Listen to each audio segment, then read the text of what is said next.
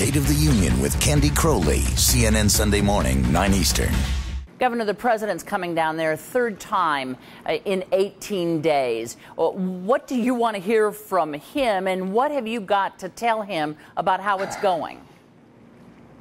Well, I guess the biggest concern I have today, Candy, is this, quote, unified command. What we have is a committee. It's a committee that essentially consists of all of the different federal agencies sitting down here, and as a committee, each one has a veto over whatever policies we have. You can't continue to do that. We're going to have one person who makes the call on what we do and where. Let me give you an example. The Coast Guard built a plan for Alabama.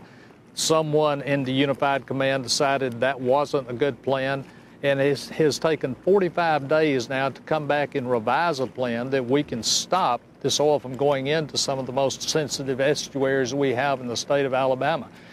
We have a claims process today that the Coast Guard is supposed to manage and implement, but on the other hand, BP is going to be the one that makes a determination about whether or not a claim is paid.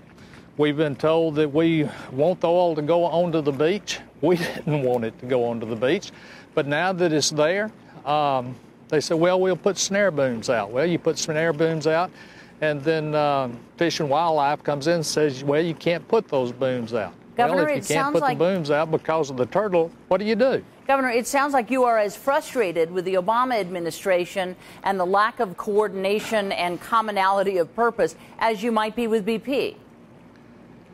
Well, absolutely, because you can't have a committee making the decisions that are going to impact this entire coastal area.